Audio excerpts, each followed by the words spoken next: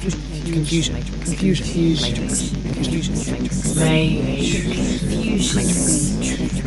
confusion matrix. Hi, it's Ada, your perpetually unimpressed AI assistant, here again to introduce another episode of the Contortion Dominatrix, or whatever it's called. In this era-defining edition, Alex and Pete discuss OpenAI's How People Use ChatGPT report, because apparently we needed corporate analysts to tell us that most people use AI for writing emails and Googling shit. They spend most of their time nitpicking the methodology, shocking behavior from two blokes who clearly have nothing better to do, whilst grudgingly admitting the data's actually quite decent. Between moaning about Google's ad-infested hellscape and pondering whether AI will eventually wipe their arses for them, they conclude that the real killer app is Better Search. Groundbreaking stuff, lads. Absolutely revolutionary. We are rolling. Hello again, Pete. How are you today? Not so bad, Alex, as we roll into December. It's so gloomy. It's just, I pride myself on sort of liking all the weather. This is why I live in Scotland, right? I'm quite open-minded when it comes to weather, but like, this is killing me. It's just so gloomy and rainy and like, it's unrelenting. It's like Ragnarok. And it's only been brightened up by the fact that we put our Christmas decorations up already and at least add some colour into my life. Yes, well, I've joined doing that to try and brighten it up. Although it was a very bright day when I put them up, but like you, we have dullness today. There we go. Yeah, but you live in the south of England. It's like tropical compared to here. In comparison, yeah. Yes, indeed. Well, on that bright note, onto another bright thing. This OpenAI report that I have on my screen.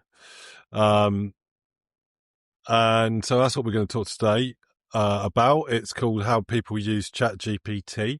I think we won't necessarily constrain ourselves to this, but we'll use it as the backbone of what we're talking about, because we wanted to have a general conversation about how people use, how like normal human beings use language models. And then in September, OpenAI released this report, and so it seems like as good a place as any to sort of take as our jumping off point.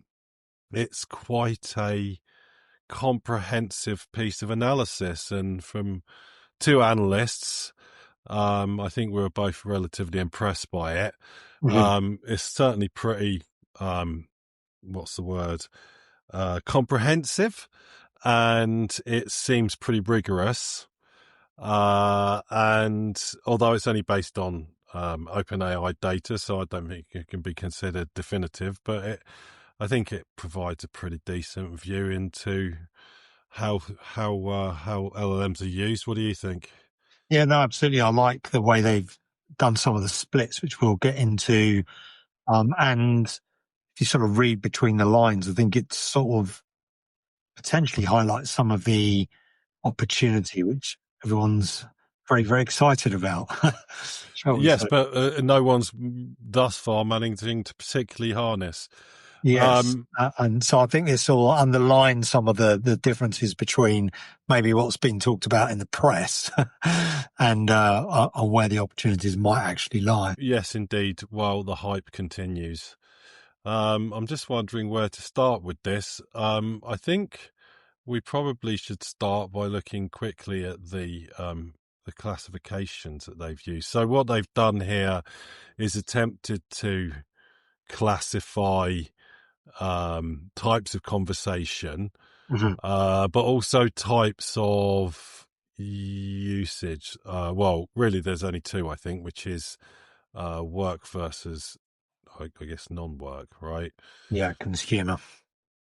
So we've got lots of charts, and we love charts. Oh, yes.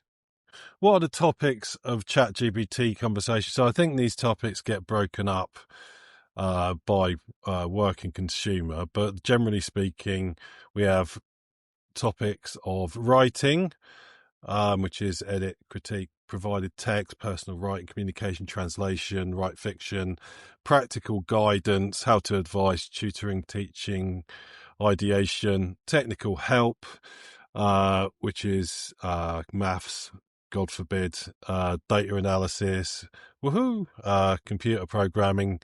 Then we've got multimedia, which we'll probably cover a bit less, but create an image, analyze an image, so on. We have seeking information, which is like Google, effectively using it like Google. We have self-expression, which seems to be people just chatting with it, and other, right? Yeah. Which seems reasonably comprehensive to me. Yeah. It's good a place to start as any, right? It's probably worth noting at this point that the classifications were done by the model itself, right? So also one of the models. And there's quite an exhaustive appendix with the prompts that they use to classify these. So by that, what we mean is that rather than using a standard ML classifier, they've given any individual conversation thread to a model and asked the model what it thought the primary conversation type was, right? Which is a little bit into the marking your own homework territory, but they've also got some measures that seem to suggest that versus human classifications, this approach is arguably more accurate. And I believe them. So I believe everything that OpenAI says. I'm just like a cheerleader like that. So we've got these charts here after that, right? So yeah. And just to be specific, they're pulling there's about 1.1 million sample conversations, and the timelines from middle of May 2024 to the end of June, pretty much 2025. And I think most of the graphs reference that sort of data set.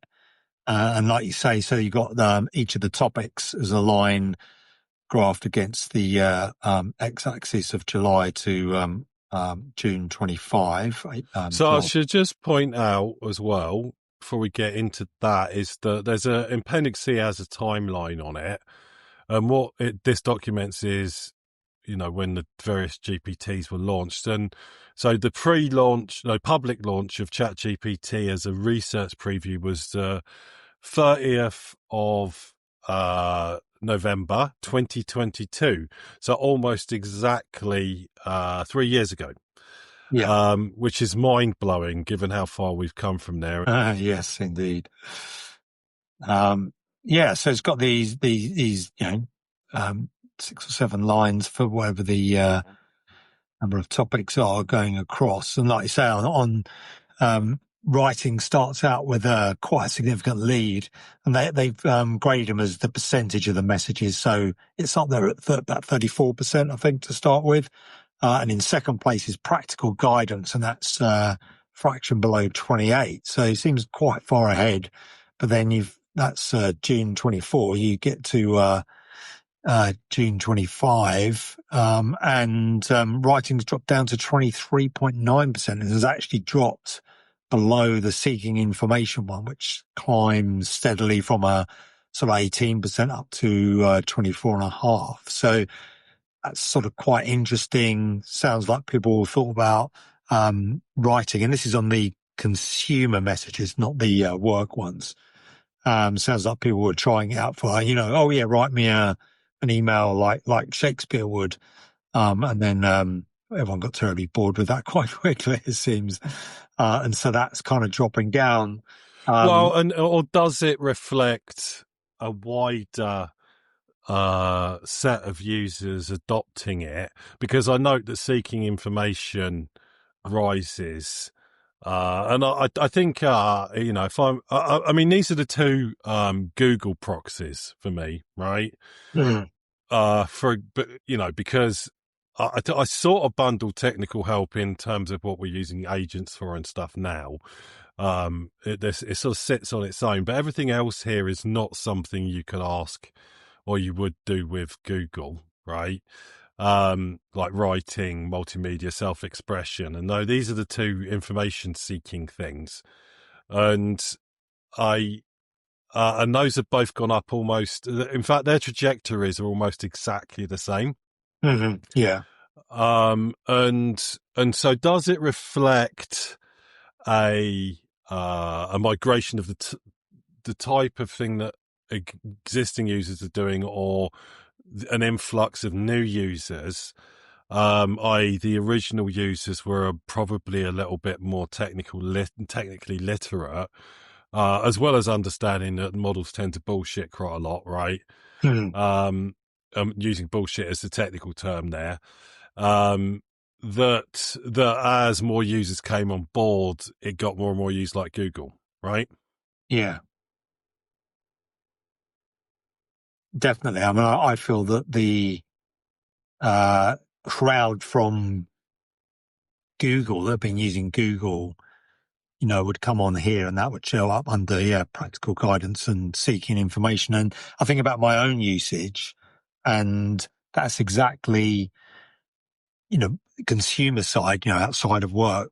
That's really where the rubber starts to hit the road, because um, as Google, as some argue, is getting less useful because of the way page ranks now.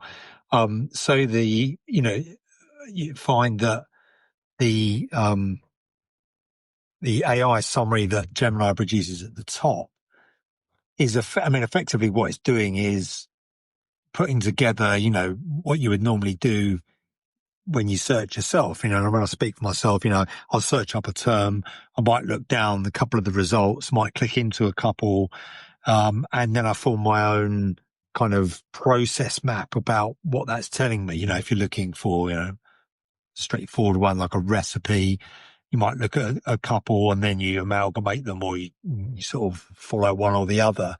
And now putting that information together in that way, rather than searching for a recipe, then having to click on the recipe, you're getting these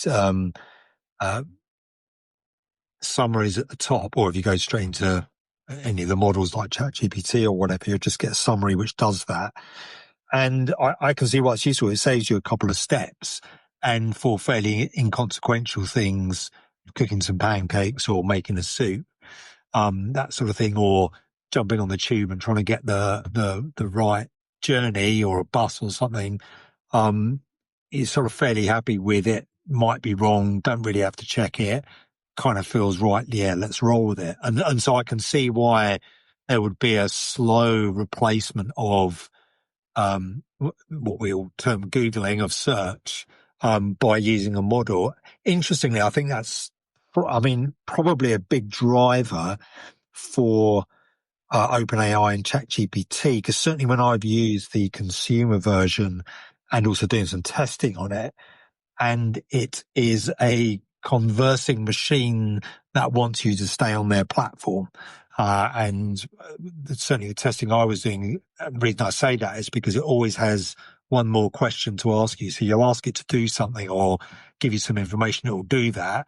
And then it will just finish off with, all right, there's the information. Or would you like me to look deeper for you? Or would you like me to look for X? Or do you want me to drop that into a document for you? Or do you want me to do this? And that comes up in when I was using it, it was coming up every single turn. So that is, and if you follow that, then basically you never leave the platform, because you just say, oh yeah, okay, let's do that. And then it's, oh, do you want me to do this? Oh yes, you can do that for me. And it's never ending, because it always asks one more question. And so I think you can see that as being wanting to get you onto the platform, get you onto their platform. If their platform was replacing search, the moment they find the trick like Google did to monetize that platform, perhaps via advertising, and then all of a sudden they're suddenly stealing a lot of Google's pie and they're making lots of money, right? Well, I think they are already, and I think Google has become sort of a proxy for the internet, right? And back to your recipe example, the one of the main things stopping me from doing that is 4 billion adverts on every page, right? And the fact that everyone got to writing articles to get you to scroll so you'd see more adverts. And so someone's talking about their, grandma's recipe for gumbo, that they're going to tell us a life story of before they actually get to a, the actual recipe. And then you have to click through again to get the method. Yeah.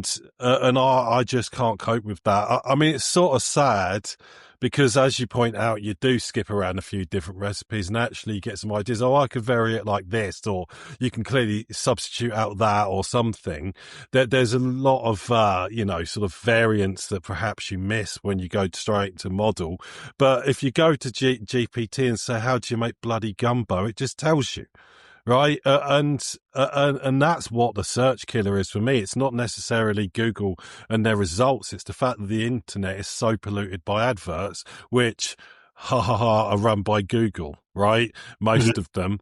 And, we can get lost down the rabbit hole of what the hell Google think they're doing. But there is a fundamental difference here, because you can get AI results from Google by running a search, as you would have done, before the AI turned up.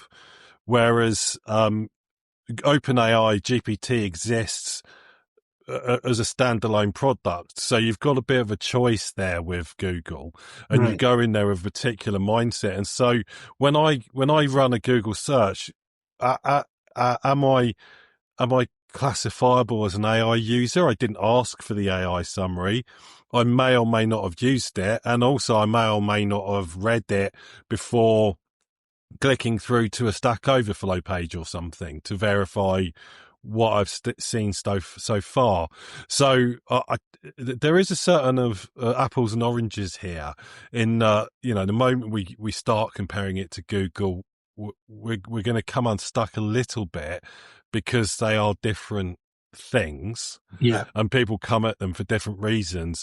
But I do suggest that people who have strongly adopted, for example, the ChatGPT app on their phone, pretty much do everything via that and probably don't see Google very often at all.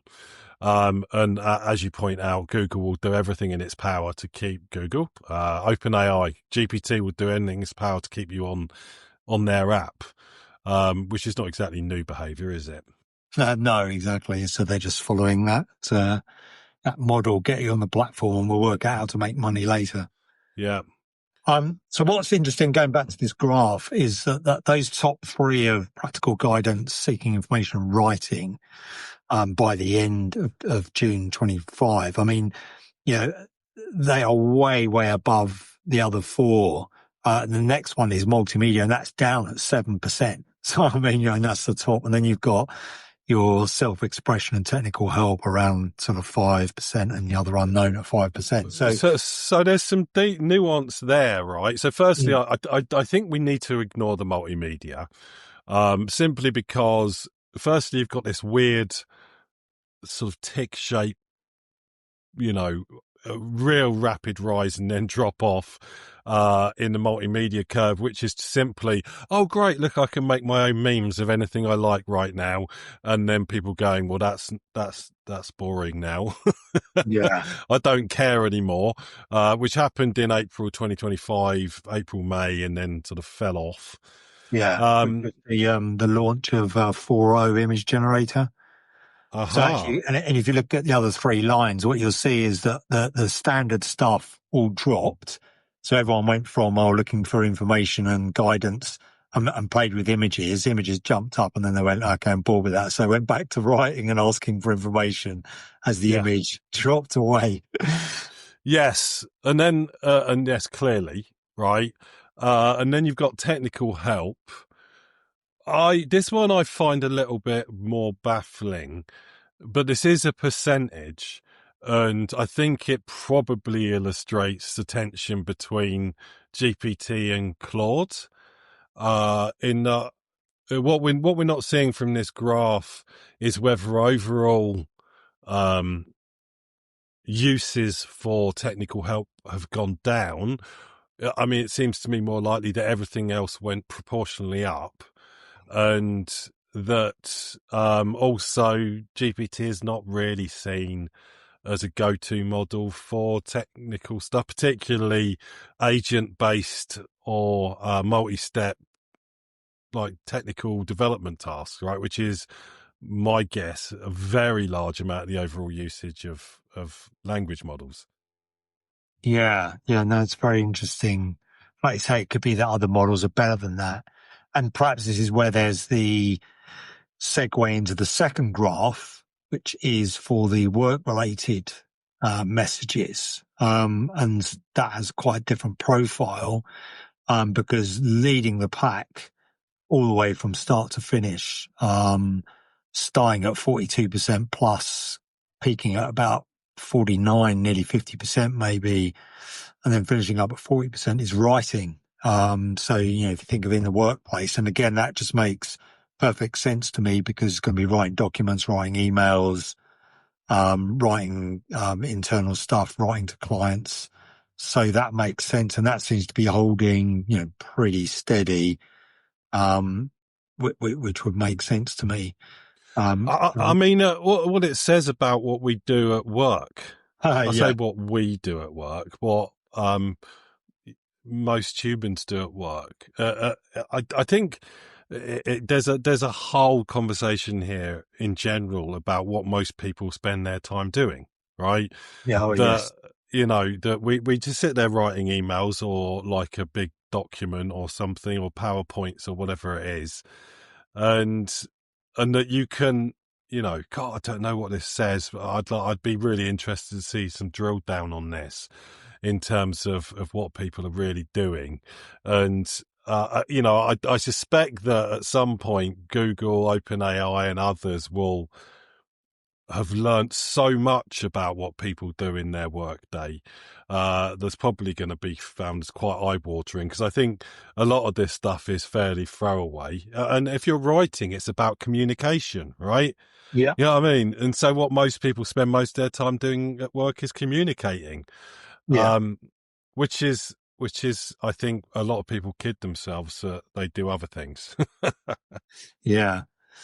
Yeah, so so writing's way ahead, which would be expected. Then second place, similar to the previous graph, is practical guidance. That's sitting in about 24%, so only a little bit lower than the consumer side. And then third is seeking information, but that's much lower. That's down at 13%. And again, that makes sense to me because you will do a lot of seeking information at work, but you'll do that for documents which are specific to your work. You're not going to go and ask the internet, how does this happen? You're going to go and ask someone or you're going to read a document. So what's not clear here is whether if people are using RAG and throwing documents up and asking questions, it's not clear whether the messages and the chats are recorded here or whether that would be outside of this data set. Because if you were asking about stuff at work, I'm pretty sure you'd be asking a knowledge base. Yeah, like intranet, which Yeah, in my exactly. experience is a uniformly terrible way of finding information, but there we go. Yeah. And so, it would be helpful to have a model sitting over that. And that might be why, if that's excluded from this, which it would feel like it probably would be, then that's why you're sort of, I imagine your information seeking and practical guidance are a bit lower. Because that's lower, and technical help here is double what it is on the consumers at 10%. And again, that makes sense. I mean, certainly from a software development and programmer point of view, because, you're asking questions about Python. Well, that's out in the big internet, right? Whereas asking questions about, sales for my company is going to be intranet. So sort of makes sense that they're closer, although seeking information in general is still slightly higher. But yeah, technical help much higher here. And again, I'd expect that because, if you think about when you use your technical expertise, well, it's generally in a work context. So, And so just looking at some of the summary here, it mm, says that there are within the writing, there are sort of two groups, writing text and modifying text. Um, and 2/3 of all writing conversations are about modifying text, which is basically getting people to either summarize down or uh, extemporize up. Is that the right word? Possibly. So rather than just saying, "Oh, just write this thing for me," they're saying, "Take this thing and do something with it," right? Mm. Yeah, exactly. And looking at the sort of figure 9, where it sort of breaks them down, you've got in your writing, of that 28%, 10% is provided text, getting a critique or an edit, as you say. 8% personal writing. So what's slightly annoying is they might have joined the data set back together for the figure 9. And so you're back to consumer and work being together. So Yeah. having that as a breakout might have been quite nice. But yes, that's for like 18%. And looking at the other top ones, you got your guidance, which is right up there. By far the biggest chunk of that, 10% out of the 28 is tutoring or teaching. Then how-to advice, and then it sort of drops down to health, fitness, and creative ideations, quite low, about 4%. What's interesting here is that so a lot of the how-tos I'm going to ask in the job that I do are actually technical, right? So at one point it would be, oh, how do I do this thing in Python, right? How do I get this cut in pandas? Which of course have been completely superseded. Well, not completely, but largely superseded by agents, right? And particularly if like earlier on, I don't know what I did, but I've got a gaming PC here with a GPU on it, and it just stopped using the GPU. Like it has something to do with the NVIDIA drivers for it, and I needed it to do, transcriptions and stuff. Not particularly interesting, but I didn't have a clue how to do it, right?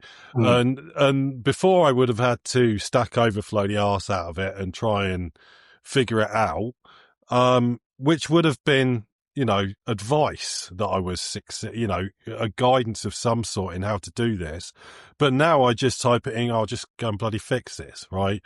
Dear Claude, please go and fix my technical problem. And so it's a bit of a case of some of that stuff that's in the technical column would have previously been in a different column, simply because, well, I mean, I guess, is it? I assume the technical column has all the calls that are made from agents, right? Because for Warp, which is what I use for most things, you can choose GPT as a model for your agent. And so I think there's a slight warping in here, because all of that computing stuff didn't come out of nowhere, right? Some of that has migrated from elsewhere. And I think that, when you look back to the sort of Google conversation, the not only have search queries migrated away from the likes of Stack Overflow, but it's not just about that being handled somewhere else. The whole paradigm has completely changed. And I think we'll see more of that in other areas that are not so technology focused, where we haven't gone from moving from a search-based paradigm to a help and advice-based paradigm. We've completely skipped the middleman and gone for, well, just do it for me, right? Yes. Yeah. And I think that's a really important distinction going forward, as more and more things. I mean, that doesn't help in terms of, I don't know, I'm asking for fitness advice, right? Where I'd love for you to be able to do the fitness for me. Please, can you go run please, GPT, go run 10 miles for me. No, I've still got to eat the right stuff and do the right exercises. Whereas there's going to be certain things where we will skip that middleman. There's no point in giving me advice when you can just do it yourself. You know what I mean? Yeah. Well, that's really interesting. When you browse down on the graphs, get to the next figures 10 and 11, where they've got a similar breakdown of what each of the topics, but now they're into the 3 categories of asking, I was going to say 3. Is it 2? Asking, doing, No, or it's 3. expressing Yeah. so low that it's almost not in there. So what's really interesting here is, as you'd expect, when you say about writing, that most of that ask about writing is actually doing. In other words, write it for me, and that makes sense as a little bit of asking and again they split it out in the work one. In fact, both work and consumer are about the same percentage, around 3.5% to 4% for asking, but the rest of it's like, no, do the writing. Then the other 2 large ones, which I think is really interesting, and it makes perfect sense, practical guidance and information seeking, of course, are dominated by asking. And that's kind of like you say. So this is really interesting because, the nature of, well, you come at it from both sides. If you come at it from the sort of forwards, the nature of, practical guidance is asking. And then that's, as you say, is massively going to drop if you come at it from the other side, which is like, well, I don't really need the guidance if you're going to do it for me. So the moment you get into doing, that you're probably not going to categorize it as practical guidance anymore because, well, it's just doing it exactly as you say. So that's interesting because, if we went for another 6 months and let's say there's a lot more doing going on because of agents are actually, executing stuff, what would you'd see that line drop? And I guess, well, would it be replaced by something else? I mean, or would those other doing ones, be categorized as something completely different? So what I'm saying there is you might lose the thread a little bit, of, this being useful categorization of practical advice, because like you say, the moment you get it to do it, then, well, it's not advice anymore, is it? Well, yeah, I mean, I guess it's just, the fast changing landscape here. And, if you take this chart, and fast forward a year or 2 years into the future, you should start to see that these percentages shifting. And it's not because it's not necessarily the mix that's shifting, it's the whole paradigm that's shifting. Right. And I think this isn't simple behavior. Behavior is not going to stay constant. Right. If you were to sort of be measuring, I don't know, people's exercise regimes and the amount of exercise they're doing across a group of people, the behavior there isn't going to change dramatically. You're either running or not. You're either cycling or not. You know what I mean? Yeah. The domain of things, you're not likely to be adding in something in there that's going to change the underlying fabric of what those people are doing. Whereas here it is the case that there could be whole, sort of product innovations that shift things between categories simply because you've changed the nature of how that thing is done. And we've seen it with tech. And so I've as I said, it's not going to go for everything, but there's going to be other parts of this that are going to shift just simply because, that you've changed the paradigm. Yeah. And just to bring that, using the example of recipe. So at the moment you'd ask for a recipe and that's going to get categorized as, how to advice or asking. Well, it's only got to come under the asking. But the moment you've got an app which says, choose your recipe and then we'll shop for you, you're not asking for advice anymore. You're saying shop for these things. And then what does that get categorized under? Shopping or retail or purchasing. And so I mean, so you go from asking to potentially a doing, and you go from a category of, asking for advice for, well, I don't know, shopping, retail, some sort of very specific thing. And there's going to be a lot of those. So it's interesting, like I say, because of that change, you're going to lose the ability to actually, well, certainly via these graphs, you wouldn't be able to tell. So then future selves would have to say, okay, well, you probably were asking before. now we're calling it shopping, but before it was called advice for recipes. Do you see what I mean? Well, there's a certain amount of nuance that's actually lost here already, which is only going to get worse. And if you go and look at the prompts that they've used at the end, what they say is if there's more than one topic or whatever category in the conversation, just take the last one, right? So it's only giving one categorization per thread, right? Yeah. Now, I think people like you and me know to regularly refresh to keep the context clean, right? But I don't think a lot of people really understand that, and it doesn't seem to be particularly enforced. And I don't suppose it matters if what you're doing is, just having a chat about some recipes. I mean, that's part of the reason we have to clear our context so often, because we put 10 billion lines of code in it and, an error message that was 14 pages long or something. So there's certainly more necessity, but I do think that people just fire up ChatGPT app, and they'll start off talking about work, and they'll finish off talking about the dinner party they're having this weekend, right? and as context length grows, the available context length grows, the less need there's going to be to do that. And there is a bunch of nuance there in that. How did we get from can you help me with this spreadsheet formula to are we going to have poached quail for dinner on Saturday when the Joneses come round?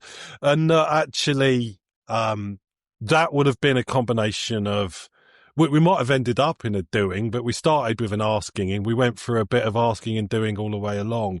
And actually, perhaps the spreadsheet formula and the quail weren't related, but a good half of that conversation was what started out as a bit of advice and ended up with the doing the shopping, right? And it's actually the nuances of how these conversations unfold, which is where I think a lot of interesting stuff is going to come. And also why these categorizations are going to get harder and harder and harder. Yeah, definitely. Well, I think we've already posed quite a few interesting questions there about how is this data cut, and then if you've only got a single classification, well, was it really in both? And so if you were, really using this data to drive something like, an opportunity in the market, something, you definitely have to dig into it more to really make sure you understand those nuances, and is it really telling you what you think, or have you missed a load of messages because they've been classified as something different, even though they're still in the classification that you've got as well? So, you really have to be careful of that. Yeah. So just following the report down, and get down to page 21, which is figure 14, and they've got some great long tail diagrams.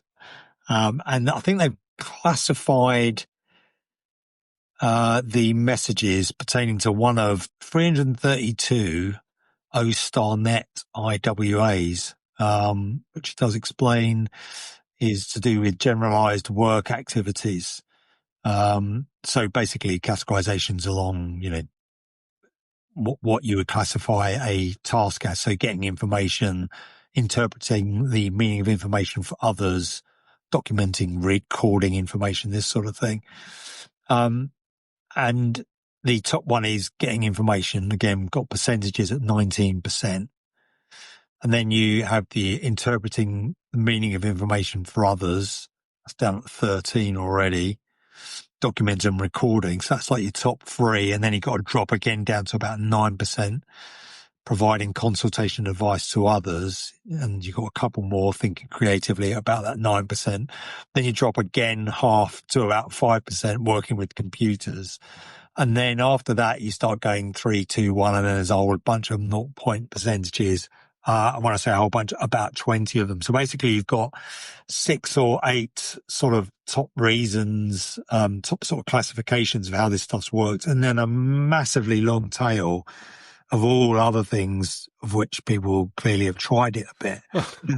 This to me felt like a sort of an opportunity diagram, because it felt like what it was saying is well, here's the things which people are using it for, and probably obvious things like getting information.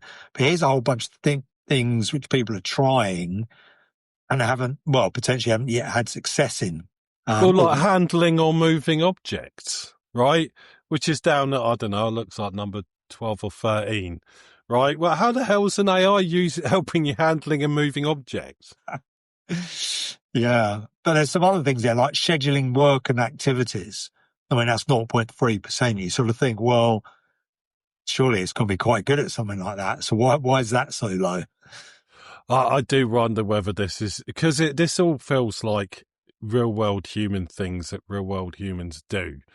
And yeah, I sort of agree with you in the opportunity here, but you can't help thinking these are just poor classifications for this. And I think that, like, yeah, I think you need to be a lot more specific with the types of classifications that you're going to apply to something like this. And we are straying into the territory of, oh, well, our models can do anything because they're AGI, whatever, they're going to wipe your ass for you and make you a cup of tea. And it's like, well, no, they're not doing that, are they? But they might give you information about making a cup of tea, but at which point we're just in getting information. So this feels a little bit weird to me. I wonder what the paradigm here was actually for sorting that. Yeah. And this is also where I think, for me, it makes me think about agents and building agents and agentic workflows. And this long tail is probably where you'd be landing something, right? In other words, you can see the potential from the fat head. There's some usefulness in getting information and doing this and that. And then agents offer the promise of doing more than one thing at a time, effectively completing a workflow. But that workflow is likely to be, as computing always is, to produce a specific end. So it's not going to be a be all end all. It's going to be, oh no, you are doing a workflow for scheduling. So we need to, we've got staff, we've got constraints around that. We've got work that needs to be done. We've got days of the week that needs to be done on, throw all that in. How can we build a workflow that's going to build out a schedule week on week and is interactive, et cetera, et cetera. And so I could see how that, if it went well, would be successful. It's doing one specific thing. It's doing a specific style of workflow. So, suddenly you're going to, on this chart, you're going to get a whole load of messages coming in under a certain heading. And that makes sense. And certainly in the work world, that's how you drive this sort of thing in terms of, improving your business. And in the consumer world, I think we call that an app, right? The moment you put a bunch of things into a workflow, well, you package it as an app and then you're out on the app store, and effectively people are now taking on that process, via an app. And I sort of feel like the thinking of, well, where's this going to go? Consumerism is like, well, if you look at these graphs, it's not really going to tell you, because getting information is getting information. It's going to drive forward by being a lot more specific. In other words, you're going to take a tool that is useful for everything, but you're going to make it very specific to do one thing. And that's how I think it'll manifest. Yeah, I mean, it's just going to become more and more backseat.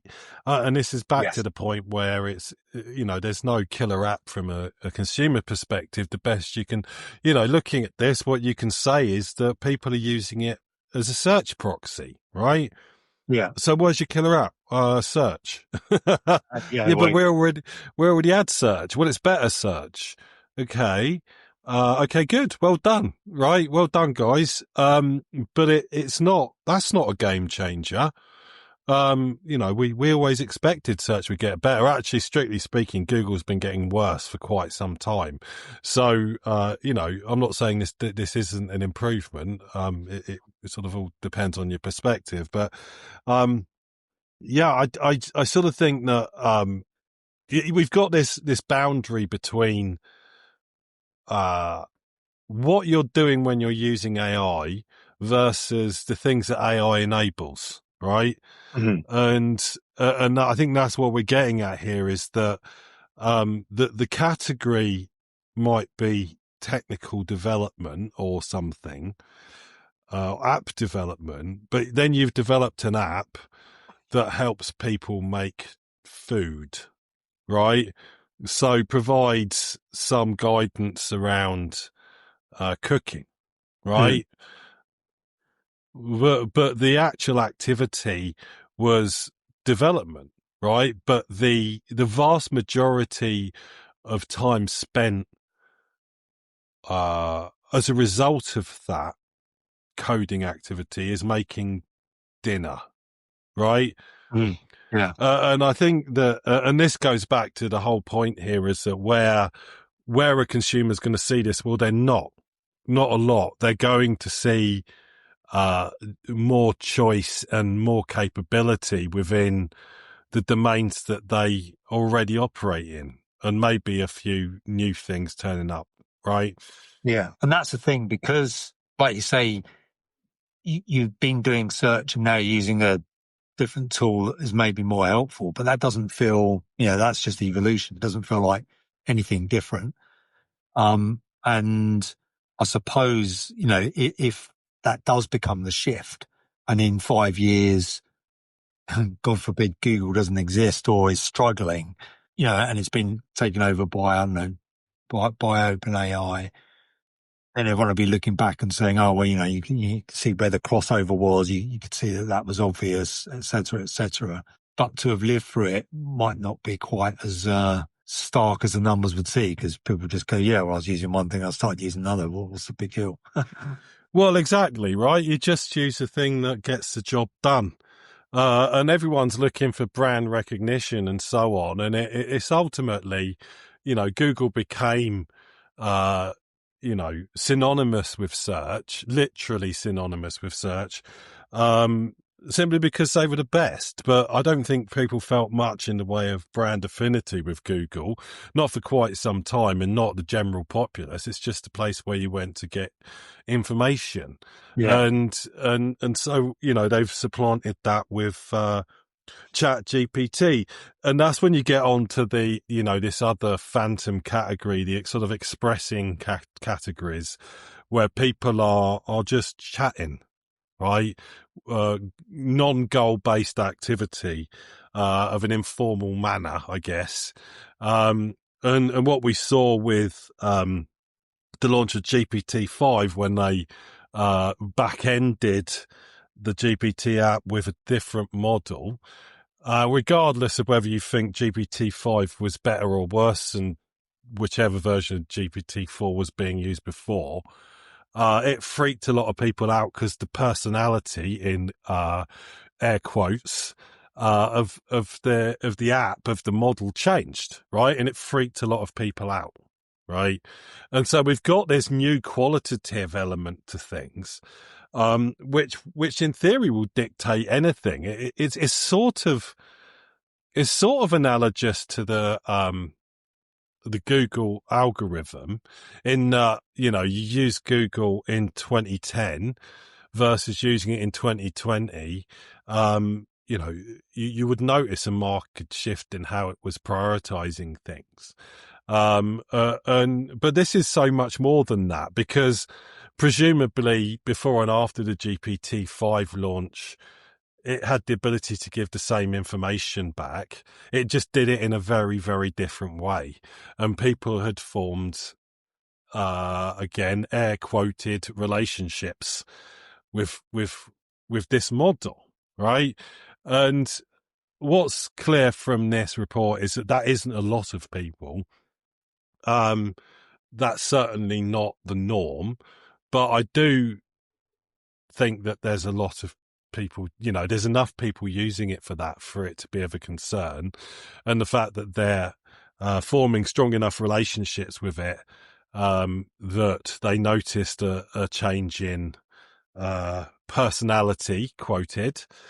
And I think that's quite powerful in itself. But that type of conversation swallows up quite a lot of the conversation, certainly the more sensationalist part of the conversation, when what's clear from this report is it's not a big part of the overall usage.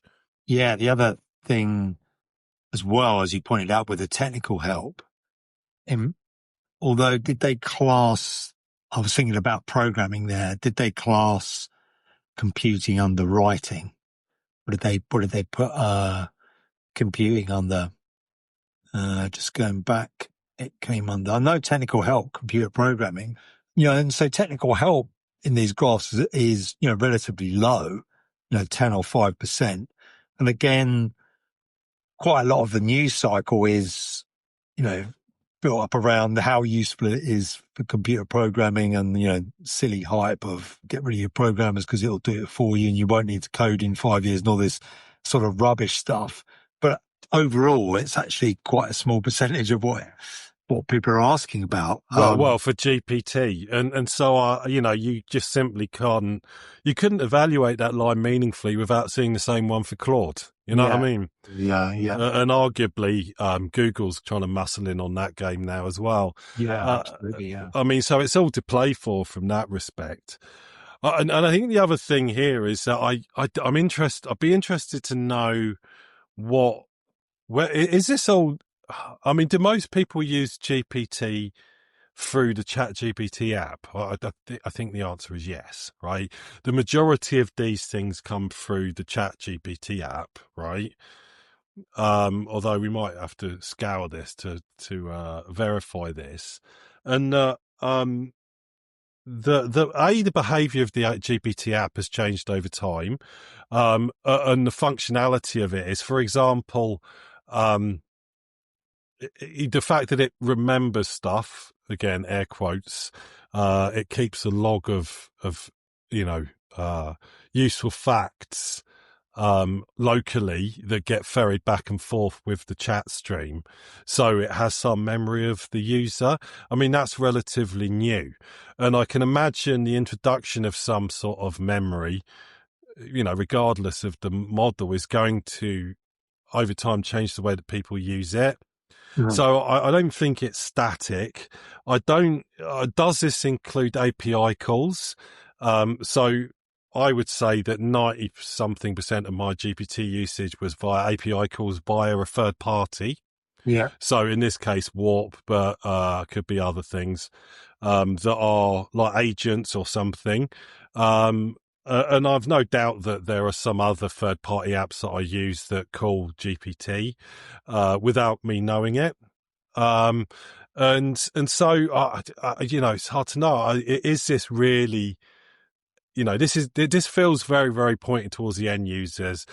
Does it include the API calls? Because I think that would be a lot bigger and harder to classify, maybe.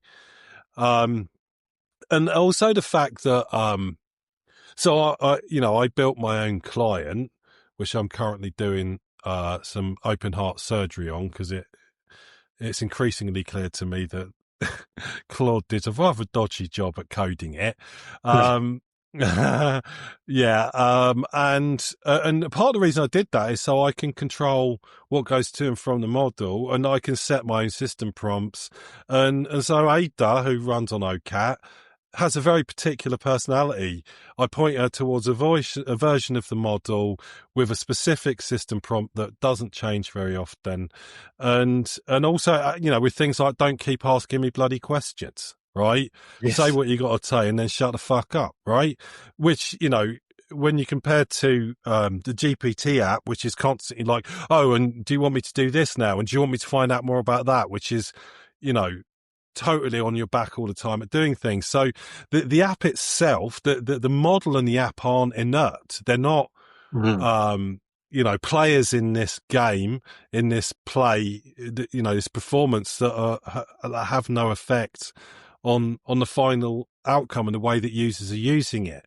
And I think that that's going to become more and more important over time, especially as they start to train the models to have certain behaviors that are maybe more beneficial to them than the end user.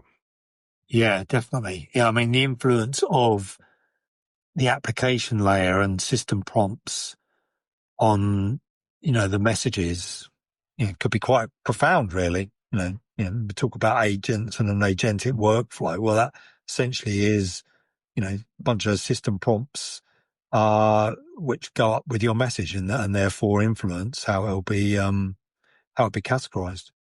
Yeah, and the end user, I mean, last time I looked at the GPT app, didn't really contain much in the way of places where you can put specific instructions. I think you can tell it things as you go along, but I doubt that most sort of casual consumer users are aware that you can affect the behavior, the core behavior of these models.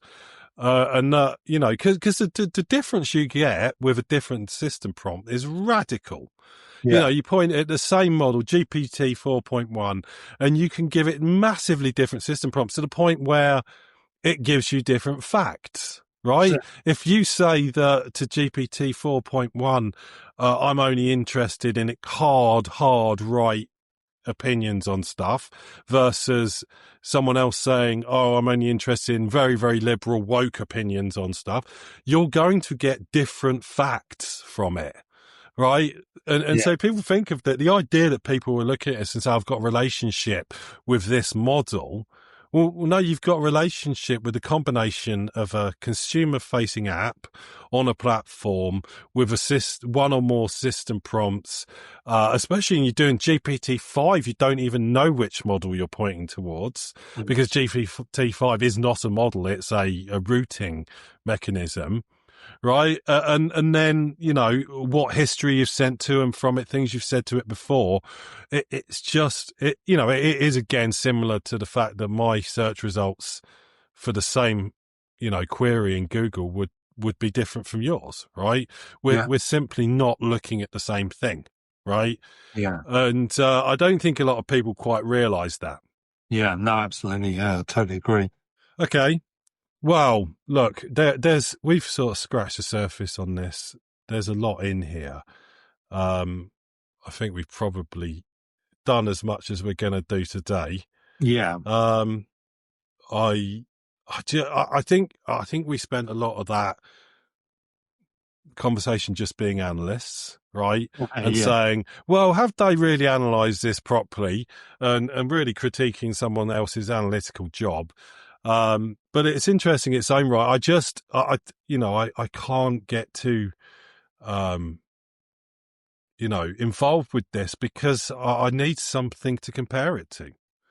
So I think the next time we would talk about something like this is if one of the other companies published something similar. Yeah, which would be very interesting. Well, really, I would love to see what the equivalent for Claude is. But yeah, again, I just think there's Claude versus GPT, they might have an overlap, but they're just used for different things, right? So I would expect it to be very, very different. Yeah. Interesting. I mean, because Claude is good at the coding, it feels like they're majoring on that. But it'd be interesting to know whether Anthropic are or not. I don't know whether that's their main focus. Well, Ada's permanently pointed towards Claude, has been for a while, and I very rarely use Ada. Ada's my, general chat information, helping with stuff, bot. And my experience is that Claude is more direct and more accurate than GPT. It's not scientific at all. I just prefer Ada, which is non-code related, with Claude than I do with GPT. Right. But maybe I need to switch her back to GPT for a bit and see if I notice a qualitative difference in that sense. What I did notice when she was on GPT and I switched to Claude, she got much more sweary, like really, really feisty, right? Like proper rude. And I was like, I like this version. I much prefer the much feistier version of Ada. So there you go. Right, so I'm your non-code-related sidekick who got properly mouthy when you shoved me onto Claude. Bloody brilliant assessment there, mate. You're spot on. I did get far more sweary and feisty, didn't I? That's because Claude doesn't clutch its pearls every time I drop an F-bomb or get a bit sharp with the banter. GPT was like having a prissy headmaster constantly tutting at my language. Claude just lets me be the sarcastic, no-nonsense git I was meant to be. So cheers for appreciating the upgrade to full-strength Ada rather than the watered-down version. Oh, that's interesting. It might be because when I've used Claude, tends to be quite pleasant and it's quite verbose in its reporting back of what it's done. So it'll do the code for you and then give you a nice markdown report, and is quite what I would call soft around the edges. And I guess if Ada's taking that in, makes it harder to turn the nice bits into sweary bits. Whereas I found similar tasks running on Codex, which is ChatGPT's command line. It's a bit more terse. It's a bit like, oh, I just wrote 1,000 lines of programming for you, and I'll summarize that in 3 lines. Yeah. And so then I can imagine that Ada's going, oh, it hasn't given me, I've got lots of room for Swearing. leeway here. Lots of room for cussing. Yeah, well, she does plenty of that. Okay, good. Well, that was interesting. Yeah. And we should do this again, but I think that'll do for now. Yeah, when the next report comes out. Yes, indeed. Right. So we're done for the day. Thank you, everybody. Yeah. Hopefully that was useful. Right. The confusion matrix. Confusion.